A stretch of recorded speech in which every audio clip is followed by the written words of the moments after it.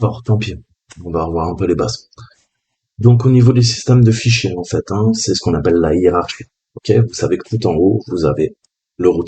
Ok, donc c'est ce système de fichiers que vous devez comprendre pour être à l'aise et comprendre où se trouvent les fichiers et les dossiers au niveau de l'architecture Linux.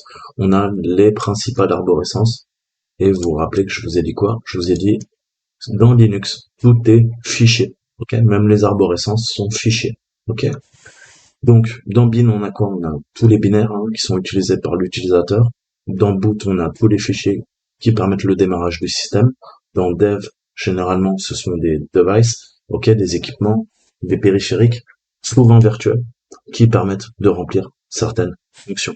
Dans ETC, on a les fichiers de configuration pour les services, l'ordinateur et d'autres systèmes de fichiers, en tout cas des fichiers système, pardon. Dans user, on a généralement nos programmes qu'on peut exécuter. Très souvent, c'est les programmes système. Dans Home, ben, vous le savez, c'est notre Home Directories. Les libres, on a les librairies, appel aux fonctions par les exécutables généralement qui tournent dans bin. Var, bah, c'est nos logs, ça contient tous les fichiers et informations au niveau des services qui tournent. On va avoir tous les logs. Proc, eh ben, c'est les processus qui tournent sur le système. On va pouvoir récupérer les informations. MNT, c'est comme mount, c'est pour monter le système de fichiers. Généralement, bah, c'est utilisé par les utilisateurs pour accéder d'autres systèmes de fichiers sur leur système, ok? Généralement, quand on fait un share, un partage réseau, ok, d'un disque dur. Un exemple. OPT, c'est tout ce qui est optionnel, logiciel optionnel. Les médias, vous retrouverez bah, généralement vos clés USB ou vos supports CD-ROM. Dans le temp, bah, comme son nom l'indique, ok, on n'a que des fichiers temporaires. Ce n'est pas fait pour enregistrer, sauvegarder, garder des fichiers persistants, puisque à chaque redémarrage, le TMP se vide, ok. Et on a enfin en route. Bon, ça vous le connaissez, c'est l'équivalent de la Home Directories, mais pour l'administrateur, pour le super user, pour le root. Donc maintenant qu'on a brièvement expliqué ce système de fichiers, on va rentrer dans le vif du sujet. On va assumer un scénario où l'attaquant va gagner un accès sur un système Linux. Le premier truc que va faire un attaquant, un hacker, quand il a gagné un accès sur un système, c'est vérifier en fait l'échelle qui sont présents sur le système. On a binsh, on a binbash. Donc un shell, c'est quoi? Pour rappel, le shell est utilisé pour lancer des commandes système. Ok? Donc tout est en ligne de commande, comme vous le savez. On a plusieurs shells, un paquet même, et généralement on sait où il se trouve si on regarde dans le fichier etc. On verra un petit peu plus tard, euh, mais généralement voilà, on a le shell location au niveau du fichier etc passvd. On verra ça un petit peu plus tard. Donc, l'échelle, qu'est-ce qu'ils permettent? Ils permettent d'interagir avec les programmes, de lancer les programmes, ok? Tout ce qui est enregistré dans bin ou user, eh ben, qu'est-ce qu'on fait? On se sert d'un shell pour exécuter les programmes. Tout ce que je fais, j'utilise uniquement mon shell, ok? Des fois, l'interface graphique. Mais sinon, le shell fait le boulot, ok? Vous savez qu'on a besoin des variables d'environnement, la fameuse variable pass, qui va permettre de trouver où sont situer les 10 fichiers qui permettront de lancer les applications, les programmes. Ok? Donc on peut éditer cette variable, mais on le fera pas dans cet exercice. Donc maintenant que l'attaquant en fait il a accès au shell, imaginons que il s'est connecté en SSH et il a récupéré en fait usurpé l'identité via l'ID RSA et il peut se connecter maintenant au home de l'utilisateur. Ok? C'est ce qu'il va faire. Là-dedans, on a plein de fichiers, généralement, on a tous nos fichiers. Si on fait un ls, qu'est-ce qu'on voit? On voit que ça nous affiche, comme vous le savez, l'ensemble des documents et des fichiers qui sont présents dans l'arborescence. Mais on a ce qu'on appelle des flags. Quel est le flags? Là, le flag, c'est LA-L-A. Ok? Qu'on concatène, en fait. Donc là, c'est quoi? Bah, c'est un flag. Ce qu'on appelle aussi un switch, ou en tout cas, ce qu'on va pouvoir passer en paramètres. Ok? Donc vous avez plein de commandes. Vous savez que les commandes Linux au début, bah, c'est un peu déroutant. C'est pour ça que vous pouvez faire man plus la commande qui vous intéresse. Si vous faites man comme manuel ls, man espace ls, vous allez avoir l'ensemble hein, du manuel qui vous explique en fait qui fait quoi. Ok. Et quand vous êtes dans le manuel, bah, espace, les flèches, ça permet de vous balader. Et quand vous devez quitter le manuel, vous faites Q, tout simplement. Ok. Vous savez également qu'un attaquant, qu'est-ce qu'il va faire? Il va récupérer tous les fichiers qui sont dans son intérêt. Qu'est-ce qui peut être intéressant pour un hacker? Bah, tout de suite, aller voir le bash history, voir quelle commande a tapé l'utilisateur. Ok. Et si le bash history est illimité, vous aurez toutes les commandes de l'utilisateur. Ok. Et puis, vous pouvez faire des cat pour, naturellement, euh, lire des fichiers. Ok. Donc, ça va nous donner de bonnes indications sur ce qu'a fait l'utilisateur et éventuellement bah, accéder à des fichiers ou exécuter des commandes qui pourraient être dans notre intérêt, soit pour exfiltrer, soit pour faire de la post-exploit et continuer notre cyberattaque. Ok. Donc l'attaquant, bah, pareil, après il va s'attaquer à quoi? Il va s'attaquer à ETC PassVD et à ETC Shadow. Donc quelle est la différence? Pour rappel, le PassVD, vous avez l'ensemble des utilisateurs qui est listé, tout simplement. Tout le monde peut lire ce fichier. Alors, première partie, c'est quoi? On a le username. Le username, comme son nom l'indique, c'est l'utilisateur. Ensuite, on a des X. Là, ce sont les mots de passe. Ensuite, on a le user ID, le groupe ID, des commentaires supplémentaires sur l'utilisateur, le home directory. Là, on voit que bah, c'est folder location. Et on a également l'endroit où se trouve le shell. Ok. Pour les daemons, hein, pour les comptes de service, je vais vous le montrer brièvement. Je vais se prendre la tête. Tiens, vous voyez no login. User bin no login. Bin false. No login. No login. Pourquoi? Bah parce que tout simplement c'est des comptes de service. Ces comptes de service, vous ne pouvez pas y accéder. Ok? Le sbin no login, ça veut dire qu'avec un shell, vous ne pouvez pas y accéder. L'utilisateur ne peut pas y accéder. C'est le compte de service qui les utilise. Ok? Donc c'est pour compartimenter à des fins de sécurité. Et des fois, on n'a carrément pas accès du tout. Donc en plus de voir le no login, on a des fois le bin false. Ok? Donc SVD, tout le monde peut y accéder, ça prouve même à l'utilisateur que bah, il est bien connecté à la machine. Hein. Si peut voir, si je peux voir moi saltimbanque que j'existe bien, bah oui j'existe bien, je suis 1000. Bon ça me rassure, ça veut dire que j'existe. Donc qu'est-ce qu'on va faire ensuite un attaquant? Bah il va essayer déjà d'énumérer le pass VD pour connaître tous les noms d'utilisateurs et ensuite le shadow pour essayer de craquer les hashes qui sont contenus dans le fichier shadow, ok, qui est le plus important, le plus sensible. Là-dedans, qu'est-ce qu'on peut faire? Ben, récupérer des mots de passe et on va également chercher sur la machine des informations sensibles, comme par exemple des clés API. Hein.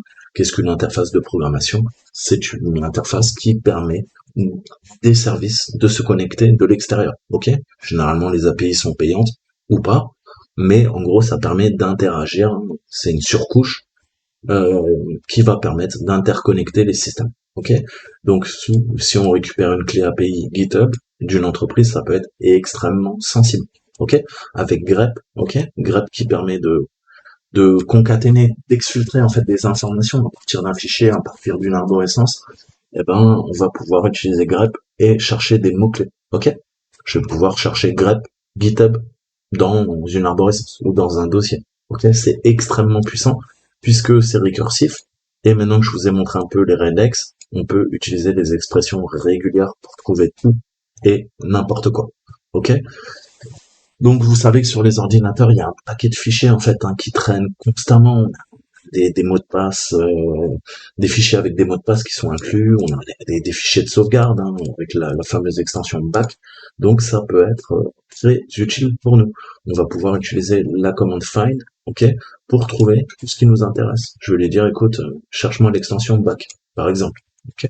On peut utiliser les wildcards, ok, name extension, où je peux lui dire, bah écoute, tu vas me chercher que les JPEG, ok.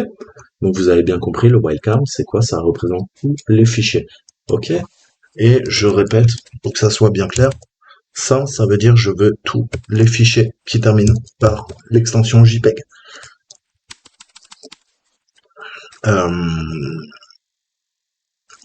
Ça c'est quoi? Bah ça, c'est tout l'inverse. Ça, c'est tous les fichiers qui commencent par JPEG, ok, et qui terminent par n'importe quelle extension, ok. Donc là, ça me donnera quoi? J'aurais par exemple, je sais pas, pour vous donner un exemple, je vais avoir JPEG, TXT, JPEG, JPEG, JPEG, ok, etc., etc. Vous voyez où je veux en venir. Ok. Donc pensez à toutes ces techniques hein, qui vous serviront tout le temps, tout le temps, tout le temps, tout le temps. Donc on va revoir les droits rapidement, mais je vous l'ai déjà expliqué. Le D, vous savez que c'est une arborescence, et ensuite on a le système de droit. Read, write, execute. Ok. Read, write, execute, etc., etc. Donc le propriétaire. Premier propriétaire, le groupe et all, other. Ok. Anyone. Donc, si vous faites pas partie du groupe et vous n'êtes pas le propriétaire, vous êtes de facto all, other, ok? Donc ça, on a vu. Si c'est un petit point, enfin un petit tiret, c'est un fichier. Si c'est un D, on va faire très simple, c'est une arborescence. Il y en a d'autres aussi, ok? Donc là, qu'est-ce qu'on voit? Eh ben, on voit que l'utilisateur EC2 user peut lire et écrire le fichier, ok? Si on voit au niveau du bash history, c'est le cas là, ok? RW. Et on voit que les autres n'ont pas les droits, tout simplement. Ok. Donc rappelez-vous que le super user c'est le root. Le root c'est quoi? C'est l'administrateur ou les administrateurs. Ils font partie du groupe sudoer, très important. Et on peut éditer le fichier etc sudoer pour ajouter une personne au sudo. Ok. Par contre, vous vous doutez bien, il faut être sudoer pour pouvoir ouvrir le fichier sudoer, tout simplement. Sinon n'importe qui va s'ajouter et c'est la fête du slip. Ok. Donc comment ça marche? User, host égale user group plus la commande. Ok. Et les opérateurs de redirection. Et puis oubliez pas que oui, le route c'est tout le temps zéro, tout en haut de la pyramide, comme je vous l'ai expliqué dans mes précédents cours. Les redirecteurs, très important. Redirecteur, ok, ça va rediriger tout ce que je rentre dans un fichier. À l'inverse, ok, là ça fournit en entrée, ok, euh, un, à partir d'un autre fichier, ok, une commande. Autant je peux le faire dans ce sens, je peux le faire dans l'autre sens. Ça vous servira pour télécharger ou téléverser des fichiers à partir d'un serveur. Hein. Et on a notre pipe.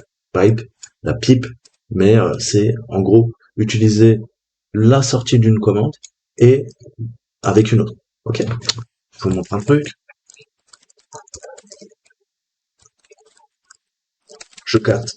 Je capte quoi? Je capte le TC base VD. Et je pipe une autre commande. Le résultat, tu vas me faire un grep et je veux que tu me chopes quoi? Saltimbanque. Ok. Voilà. Bon.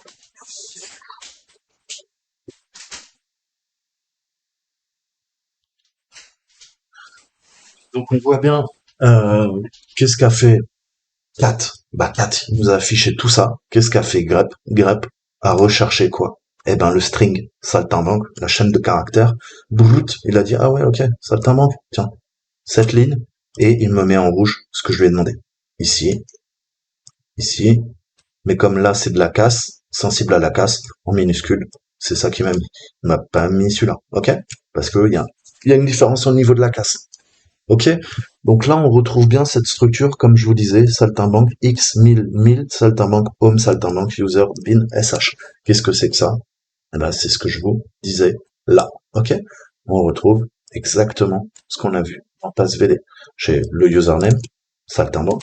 J'ai le X, qui veut dire que, bien sûr, j'ai un mot de passe, mais on l'affiche pas.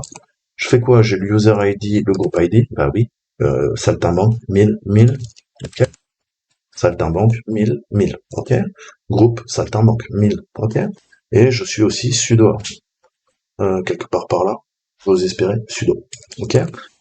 Euh, Commentaire extra comment, ça, je sais pas ce que c'est honnêtement. Je crois que parce que je l'ai tapé comme ça quand je me suis enregistré, il me semble. J'ai créé la machine, le home directory, ben, c'est dans mon home saltimbanque, ce qui est logique. Et j'utilise quoi? J'utilise ZSH console, qui est présente dans user bin sh. Ça tombe bien parce que qu'est-ce qu'on a vu tout en haut? Qu'est-ce qu'on a vu? On a vu que le user contient tous les programmes exécutables pour les fichiers système. Et dans le bin, on a quoi? On a, ok? Donc c'est bien ça. ZSH est présente ici. Ok. Ça, c'était un petit rappel. Maintenant, on passe à l'exercice. Alors, c'est parti, c'est parti, c'est parti.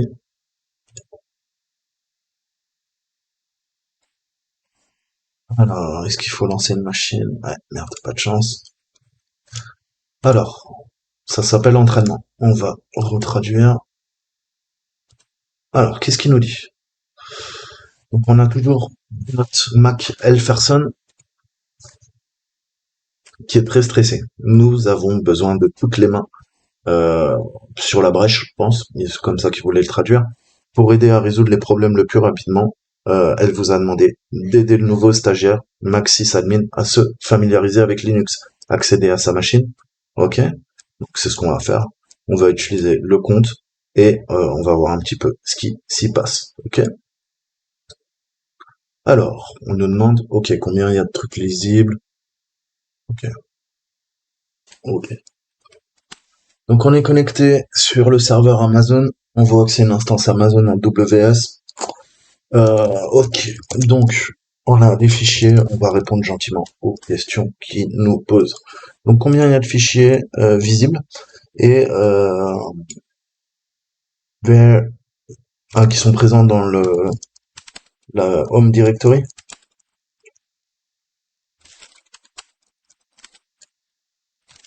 Oh non,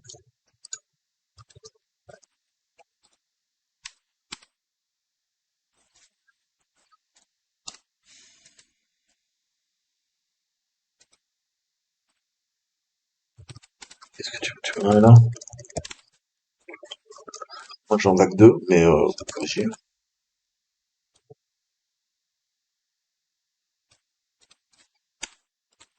D'accord. Mais ils sont cons ou ils le font exprès? Ok, tu parles de Maxis, je pense. C'est ça ton délire? C'est trop mal expliqué, quoi. Donc, reprenons. Je pense que c'est ça. C'est moi qui pars en couille. Qu'est-ce qu'on en a? On en a un, 2, 3, 4, 8, 12, 13.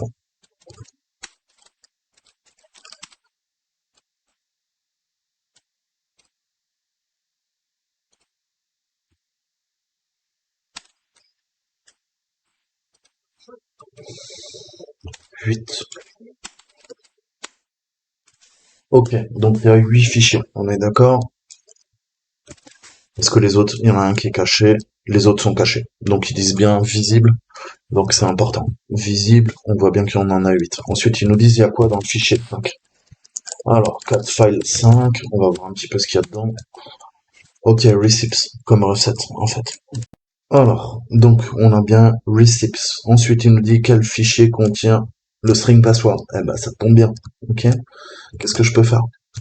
Je peux peut-être lancer un grep, lui dire password. Ok. Chaîne de caractère. À chercher dans quoi? Bah, à la racine. On me dit c'est une directory. Donc on pourrait chercher individuellement en fait hein, dans tous les fichiers, hein, faire un cat, s'emmerder ou faire un grep. Ok.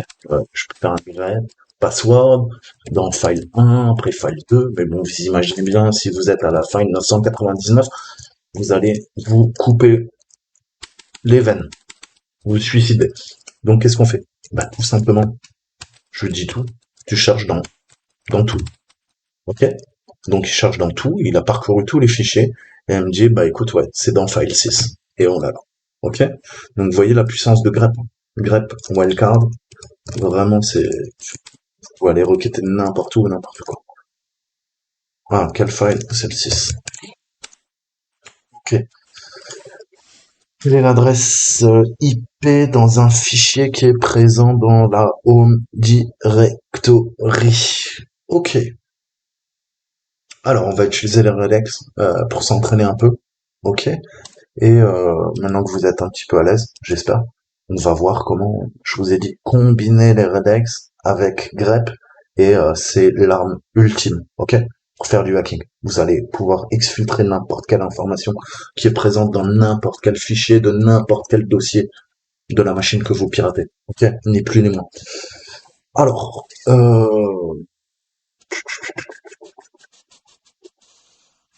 vous mettrai un, je vous mettrai quand même des ressources parce que, bah ouais, ça peut paraître complètement obscur. Mais maintenant que je vous ai montré, vous vous rappelez en fait une adresse IP, comment ça fonctionne? Ça fonctionne, ben, du type comme ça, hein. Donc allez voir mes précédentes vidéos sur les Redex, je vous explique comment aller chercher, ok, une adresse IP et même émuler toutes les possibilités des adresses IP, ok, via des expressions régulières. Alors, je vais vous montrer un truc, on va faire un man grep et on va chercher une option. Voilà. Il va falloir utiliser ça. Il va falloir utiliser le grand E comme Extended Rate XP, ok? Parce que on a différents types d'expressions régulières, ok? On a des fixes, on a des étendues, on a des basiques, on a des perls, ok? Donc, bah, chacun a ses spécificités, ok? Et bah voilà, historiquement, on a toujours plusieurs types d'expressions régulières, ok? Donc certaines sont très usitées, d'autres sont obsolètes. Après, voilà, à vous de voir. On a les fameux BRE, hein, que vous verrez tout le temps. Quand vous voyez BRE, c'est les Basic Regular Expression, ok. Donc nous, on va utiliser les étendues, ok, parce que ça nous permet de faire un peu plus de choses, notamment au niveau du POSIX. Et qu'est-ce que ça nous permet? Ça nous permet de faire bah, des choses étendues, donc ERE, hein, à confondre avec BRE. Ok, les BRE c'est les basiques, les ERE ce sont les étendus. Donc moi je vais me servir des étendus et il me faut un autre argument que je vais utiliser. Un flag, c'est le petit o. Voilà. Ok. Pourquoi? Parce que là je sais que je vais traiter une adresse IP et je lui demande uniquement d'afficher ce qui correspond et des parties non vides de de ma recherche si vous voulez, hein, ok, qui sont ensuite séparées euh, au niveau de la output, de la ligne d'output. En gros, c'est pour le formatage. On va faire très très simple, ok. Donc comment on peut faire ça? On a vu que on peut utiliser des expressions régulières en fait. Donc qu'est-ce qu'on va faire? On va se servir tout simplement, eh ben, du coup, ok? Je sais que 192, c'est la première partie. Après, j'ai autre chose. Après, j'ai autre chose. Après, j'ai autre chose. Comment je peux représenter ça? Eh ben, en fait, qu'est-ce que c'est? Vous savez exactement. De 0 à 9, ok? De 0 à 9, ça va nous permettre d'écrire notre première adresse IP. Et qu'est-ce qu'on a vu? On a vu que, bah, ouais, de 1 à 3, ok? Ça, c'est la taille de la Word, ok? Puisque, bah ouais, 192. Il y aura jamais 1924.144.2828.70. Ça n'existe pas, ok? Une base IPv4, c'est base 8, ok? On parle en octets. Donc, la série 3, elle est faite. Donc là, je suis pas mal, mais il faut que je termine, ok? Là, c'est pas mal du tout. Là, je pense que ça devrait marcher. Maintenant, qu'est-ce qu'on fait? Eh ben, on va faire notre commande grep. Ok? J'ai dit quoi? Expression étendue. Et je veux quoi? Une bonne mise en forme. Ok? Au niveau du ou. Maintenant, qu'est-ce qu'il me faut? Eh ben, on va continuer. Ok? Qu'est-ce qu'on fait? On va copier ça 3 fois, tout simplement.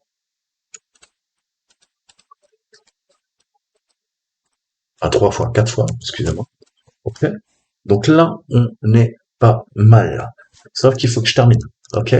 Donc, ça sera pas bon pour la fin. Ça, c'est une chaîne. Donc, il faut que je mette un simple code là, ok. Là, là-dedans, il y a mon expression régulière, ok, pas de problème, qui représente toutes les possibilités d'une adresse IP v4. Et ensuite, je termine par quoi? Eh ben, il me faut un wildcard.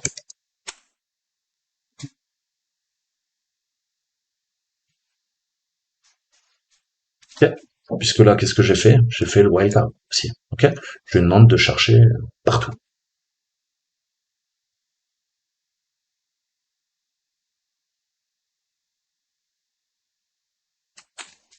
Pas dans le bon, c'est surtout que je suis pas dans le bon fichier. Là, je suis dans le home.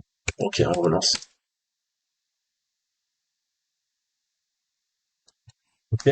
Donc chaîne de caractères, string, et ce string c'est quoi? Bah ce sont des expressions régulières qui ont été concaténées dans quoi? Dans une chaîne de caractères, string, et je rentre ma commande classique, grep, mes arguments, wildcard. Je veux rechercher partout. Ok.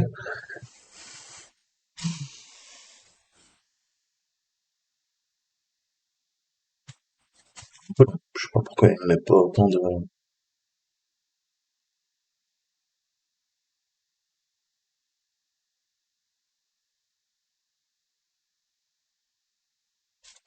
Pareil. Faut ça. Ouais, je suis pas dans la bonne instance, quoi, c'est ça le truc. Euh, donc là, je vais lui demander. Il y a une erreur de syntaxe, faut que je décolle ça. Ouais. Ouais, il y a une erreur de syntaxe. J'ai collé une astérix. Donc là, on voit bien que c'est file 2 et il me demande l'adresse IP.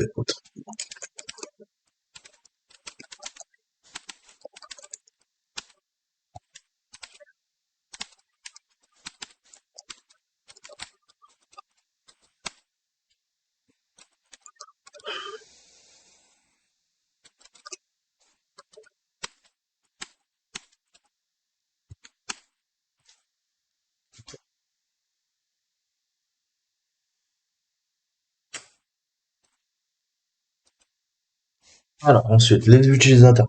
Comment on fait ça? Ben, on va aller regarder dans le fichier que je vous ai dit tout à l'heure.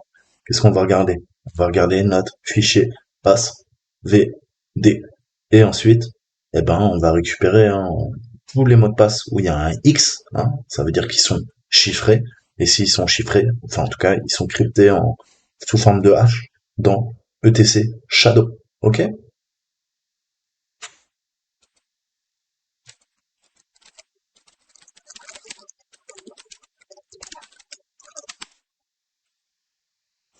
Donc qu'est-ce qu'on voit? X, X, X, X, X, X, X, X, ok, d'accord. Mais moi, j'ai quoi? MC admin, EC2 user, ok. Le reste, c'est les comptes de service, ok. Et on a le route. Donc pour moi, ça fait 3. Je vais me tromper, mais je dirais 3. Ok.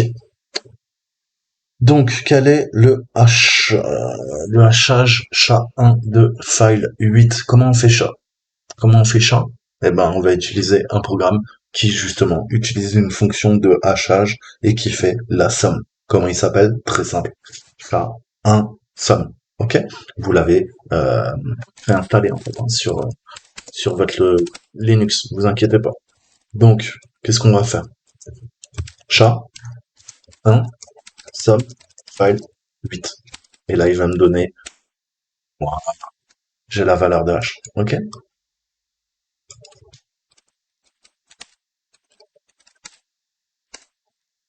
Je vous montre un exemple. Vous pouvez demander une somme MD5. Je vais faire un MD5 somme, file 8. Là, j'ai une fonction de hachage, plus en SHA-1, mais en MD5. Ok?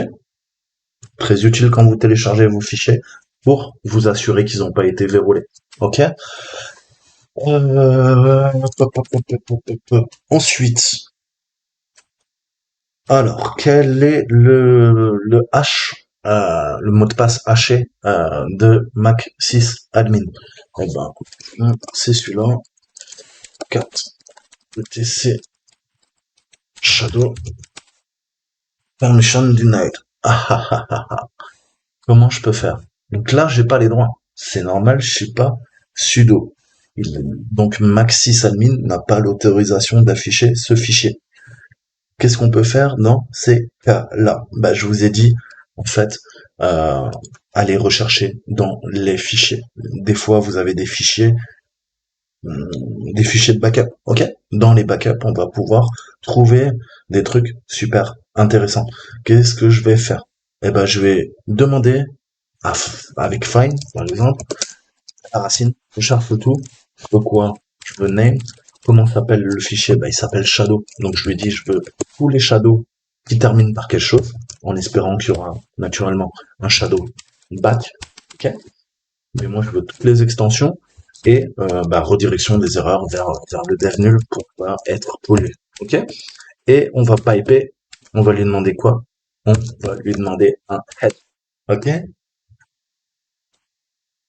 Donc là, on voit qu'il y a des choses qui se passent et on a bien Shadowback. Ok? Donc peut-être qu'on a les droits de lire sur ce fichier, nous. Donc on va voir ça. Je vais faire quoi? ls sur voir Shadowback.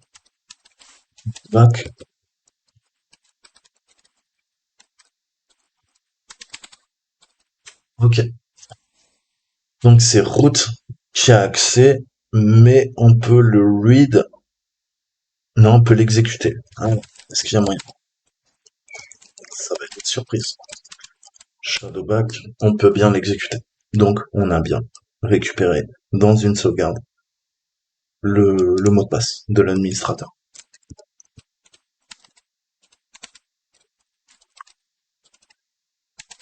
Et je vous montre juste euh, le head, ok, le haut, comme la tête. Ok.